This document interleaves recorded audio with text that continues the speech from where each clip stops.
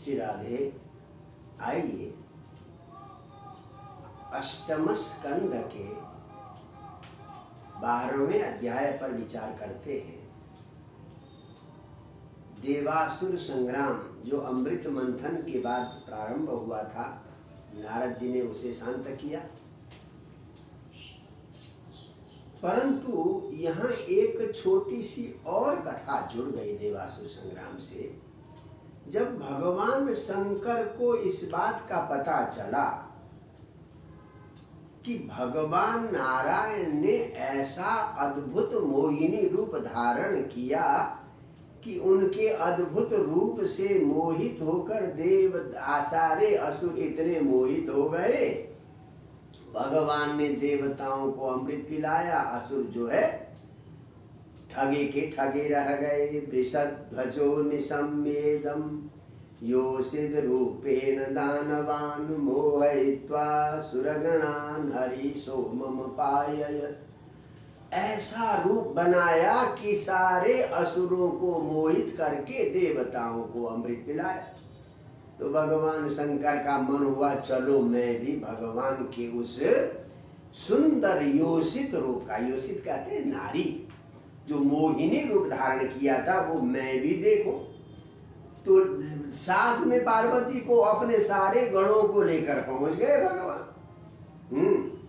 भगवान का तो आप जानते हैं, वो वृषमारूह्य गिरिश सर्वभूत गणैर्वृत, बैठ गए अपने नंदी बैल पर, सारे भूतों के साथ पार्वती के साथ पहुंच गए भगवान नारायण के पास। जाकर भगवान नारायण की स्तुति की।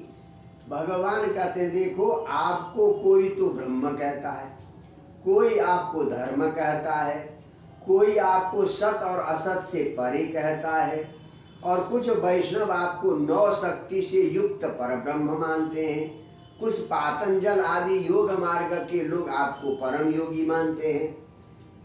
मैंने आपके बहुत सारे अवतार देखे। अवतारा मया दृष्टा रममाणस्य ते गुण।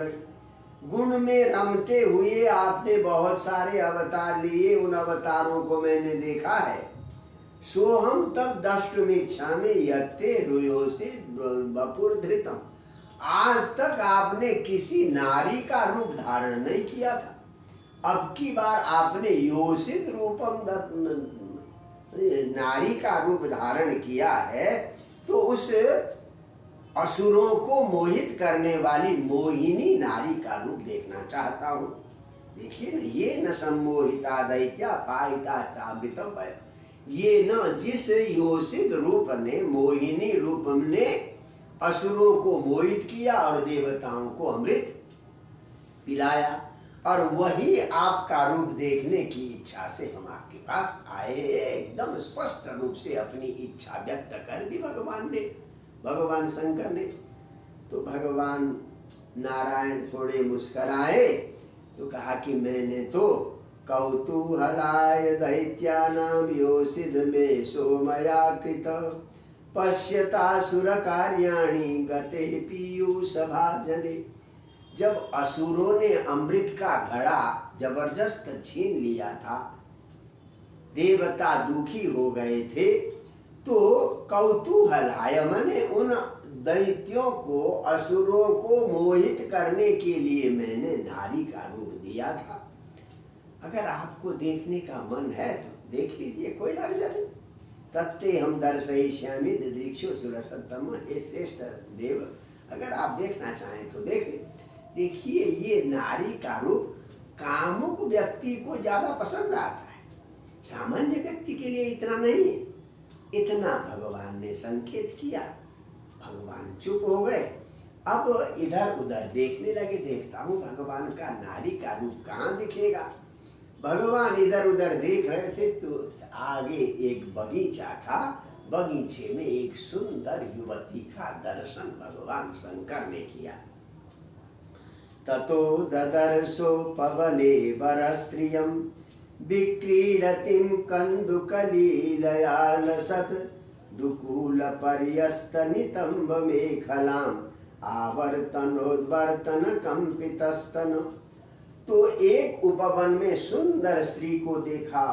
विचित्र पुष्प पल्लव आदि से एकदम सजे हुए वन में कंदुकलीलया क्रीडतिम, गेंद खेल रही थी वो युवती। और दुकूल पर्यस्त, मैंने उसके दुपट्टे पर नितंब मेखलाम, यहाँ पर नितंब में एक मेखला बांध रखी थी और गेंद खेल रही थी। आवर्तनोद्वर्तिन कम, जब वो गेंद को कभी ऊपर आता नीचे आता तो करती, तो उनके स्तन भी ऐसे हिल रहे थे। ऐसी परम सुंदरी को देखा तो जब गेंद के पीछे दौड़ती थी तो ऐसा लगता था प्रवज्यमाना विव मध्यत, मानो बीच की कमर टूट गई, इतनी पतली कमर थी। और पैर तो ऐसे थे जैसे नए पत्ते हो। तो इधर उधर जब गेंद जाती तो इधर उधर अपनी चंचल नजरों से देखती थी। और जब गेंद पीछे भगती थी तो उसका जो जूड़ा है वो नीचे गिर रहा था और यहाँ की जो करधनी वो ढीली हो रही थी, हाथ से बंद कर रही थी। एक हाथ से जूड़ा पकड़ी थी, एक हाथ से गेंद खेल रही थी। ऐसी उस सुंदर युवती को देखकर भगवान रुद्र का भी मन विक्षिप्त हो गया। श्रीपेक्षण प्रतिसमीक्षण व्योवलात्मा, नात्मानमन्तिक उमां स्वगणां जवेद। उस सुंदर स्त्री के हाव भाव और गेंद खेलते हुए देखकर प्रतिसमीक्षण व्योवलात्मा, उनका मन एकदम व्योवल हो गया। किसका? भगवान रुद्र का, शंकर का। और उन्हें ये भी नहीं पता चला कि भाई मैं स्वयं कामजयी भगवान रुद्र हूँ और बगल में मेरी धर्म पत्नी उमा है और अपने रुद्रगण भी है। ये सब ध्यान ही नहीं रहा। तो अब तस्या कराग्र्यात् सतु कंदुको यदा गतो विदूरम तमनुव्रजत् श्रिय। जब उस मोहिनी के हाथ से कुछ दूर चला गया गेंद, उसके पीछे दौड़ने लगी तो उस मोहिनी का ऊपरी का जो दुपट्टा है, चुनरी है, वो गिर गई। भगवान शंकर के देखते देखते गिर गई। बस अब तो उनकी ओर और ज्यादा आकर्षण हो गया। दृष्ट्वा तस्याम मनस्सके विसज्जन्त्याम भवत्किल। तो इस प्रकार से वो दौड़ रही थी, उनकी ओर ज्यादा मन आकर्षित हो गया। अब भगवान उनके पीछे दौड़ पड़े, आगे आगे मोहिनी, पीछे पीछे भगवान। सा तमायांतमालोक्य विवस्त्रा बीडिता भृशं, निलीयमाना वृक्षेषु हसन्ति नान्वतिष्ठत। उस मोहिनी को भी पता चला कि मेरे पीछे भगवान रुद्र आ रहे हैं। तो देख कर, क्योंकि उसका उत्तरीय वस्त्र गिर गया था, थोड़ी लज्जित हो गई, अब वृक्ष के पीछे छिप गई। परंतु भगवान वृक्ष के पीछे ही चले गए। तमन्वगच्छद भगवान भव प्रमुसितेन्द्रिय, मानो उनकी सारी इंद्रियों को चुरा लिया हो किसी ने। उसका पीछा करते करते गए। कहते हैं कामस्य च वशं नीत। जिस भगवान ने कामदेव को जलाया था, तृतीय नेत्र से, ज्ञान रूपी नेत्र से कामदेव को जलाया था, आज भगवान की माया ने ऐसा विचित्र चमत्कार किया, वही काम के बस में हो गए। जब काम के बस में हो गए तो जाकर उनका दौड़ रही थी पकड़कर केस बंध, जूड़े को पकड़कर, जूड़े को आलिंगन के जो खींच कर हाथों से उस मोहिनी को आलिंगन किया। जब भगवान ने आलिंगन किया, भगवान के द्वारा आलिंगित होने पर इधर उधर बेचारी हाथ पैर मार रही, भगवान से अलग होने की कोशिश कर रही, उसके बाल भी सारे बिखर गए। तो किसी तरह से भगवान की पकड़ से वो आत्मान मोचयित्वांग सुरर सब भुजांतरा, शंकर की भुजाओं के बीच से अपने आप को किसी तरह से हटाकर प्राद्रवत सा ऋतुश्रोणी वो दूर भग गई, क्योंकि माया देव विमोहिता, भगवान की माया थी, भगवान की निर्मित माया थी, वहां से दूर हो गई। अब भगवान भी उसके पीछे, रुद्र भगवान भी दौड़ने लगे। जब दौड़ने लगे तो कहते हैं भगवान शंकर का रेत वीर्य जो है रास्ते में ऐसे गिरने लगा, जैसे कभी कभी आपने देखा हो गाय के पीछे दौड़ते हुए बैल का वीर्य इस प्रकार से गिर जाता है। तो जगह जगह भगवान श्री शंकर का वीर्यपात हो गया। जहां जहां वीर्यपात हुआ वहां वहां भगवान शंकर के दिव्य ज्योतिर्लिंग प्रकट हो गए, और वहां पर कुछ खाने जैसे सोने का खान, चांदी का खान, तांबे का खान, ये सारे वहां बन गए। यत्र यत्र पतनमय्याम रेतस्तस्यामात्मनो तानि रूप्यस्य हेनस्य, कहीं तो सोने का खजाना, कहीं चांदी का खजाना हो गया। तो सरिसरस्सु शैलेषु वनेषु पवनेषु च यत्र यत्र क्वचासन ऋषय तत्र सन्निहितो, और भागे भगवान इधर उधर, जहां गए वहीं भगवान का, जहां वीर्य पतन हुआ वहीं भगवान का दिव्य ज्योतिर्लिंग हो गया। तो इस प्रकार से अंत में जब वीर्य पतन हो गया, स्कन्ने रेतसि सोपश्यत आत्मानं देवमायया जडीकृतं नृपश्रेष्ठ सन्न्यवर्षत कर्मणा। जब शांत हो गए तब लगा कि ओहो, भगवान की माया ने मुझे कैसे विवश कर दिया।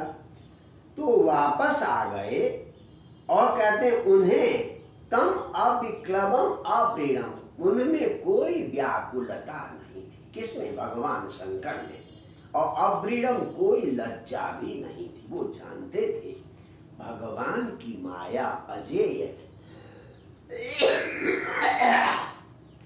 कामदेव को जीता जा सकता है पर भगवान की माया को जीता जा नहीं सकता।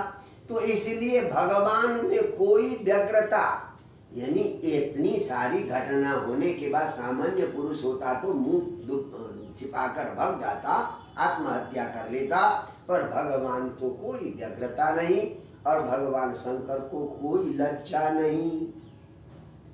और जब आने के बाद भगवान ने अपना पुरुष रूप स्वरूप दिखाया, विष्णु का स्वरूप दिखाया। भगवान स्वयं विष्णु भगवान रुद्र से कहते हैं, हे विबुध श्रेष्ठ, आप स्वयं अपनी निष्ठा में निष्ठित हो गए कि मेरी स्त्री रूपी मोहिनी माया से मोहित होने पर भी आपने अपने आप को संभाल लिया। तो इस प्रकार से तो अब आज के बाद मेरी माया आपको प्रभावित नहीं करेगी। यानी बहुत बढ़िया बात यहाँ भगवान ने कहा, शेयम गुणमयी माया न त्वामभिभविष्यति मया समेता कालेन काल रूपेण भागस। हे भगवान रुद्र, मेरी जो गुणमयी माया है आज के बाद आपको इस प्रकार से प्रभावित नहीं करेगी। तो ये मेरे साथ रहने वाली माया है, इस प्रकार भगवान ने कहा। तो भगवान के द्वारा, विष्णु के द्वारा आदर सत्कार पाने के बाद उनसे आज्ञा लेकर वापस कैलाश की ओर भगवान गए। तो आते हुए अपनी धर्म पत्नी उमा से और अपने गणों से और ऋषि जनों से ये सारी कहानी अपने मुंह से बताए भगवान शंकर ने। नहीं तो आत्म प्रवंचना, जो स्वयं का इस तरह से विकृत होना, ये कोई कहता नहीं। हम अपने दोष दूसरों के सामने कभी प्रकट नहीं करते। भगवान तो निर्लेप है। देखो भगवान की माया कैसी विचित्र है, मैं भी उसके चक्कर में आ गया। तो ऋषियों को भी, अपनी धर्म पत्नी उमा को भी और देवगणों रुद्र गणों को भी ये कहानी सुनाई। अपिश्यस्तमजस्य माया, भगवान रुद्र क्या कहते हैं सबको, देखो, तुमने उस अजन्मा भगवान विष्णु की माया को देखा, परस्य पुंस परदेवताया, परम पुरुष परमात्मा की माया को। अहम कला नावृष, भगवान की कलाओं में सर्वश्रेष्ठ कला मैं हूँ। भगवान विष्णु की कला में सर्वश्रेष्ठ कला मैं हूँ। मैं भी यया अवस, भगवान की माया ने मुझे भी विवश कर लिया। तो यहाँ पर भगवान रुद्र के द्वारा ये कहने का अर्थ क्या है? देखिए, कभी भी यहाँ पर इस घटना से हमें भगवान रुद्र को सामान्य स्तर का समझने की भ्रांति नहीं करनी चाहिए। भगवान किसी कथा से हमें कुछ बात बताना चाहते हैं, तात्पर्य बताना चाहते हैं।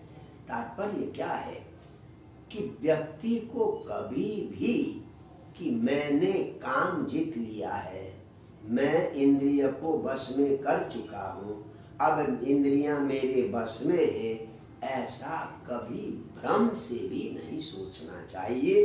बलवान इंद्रिय ग्रामो विद्वान समपि कर्षति, क्योंकि इंद्रियां इतनी बलवती होती है, कभी कभी अवसर आने पर अच्छे अच्छे विद्वान, अच्छे अच्छे संयमी को भी आकर्षित करती है। यहाँ लोगों को ये बात बताने के लिए ही शंकर ने ये लीला की है कि कोई भी मनुष्य ये भ्रम न पाले कि मैं काम विजयी हो गया हूँ। तो अपना चरित्र, भगवान के चरित्र में तो कोई अंतर नहीं है। तो जिसने कामदेव को त्रिनेत्र से, ज्ञान रूपी नेत्र से जलाया था, वो भी भगवान की माया के सामने विवश हो गया। तो सामान्य मनुष्य की क्या स्थिति होगी? तो इसलिए कि यहाँ पर ये लक्ष्य है, यहाँ पर भगवान को, रुद्र को कम आंकने की भ्रांति, कम आंकने का दोष कभी हमें नहीं करना चाहिए। समान है, रुद्र ब्रह्मा और विष्णु समान है, परंतु यहाँ लोक शिक्षा है। सारी लीलाएं लोक शिक्षा के लिए होती है। ये लोक शिक्षा है। जय जय श्री राधे।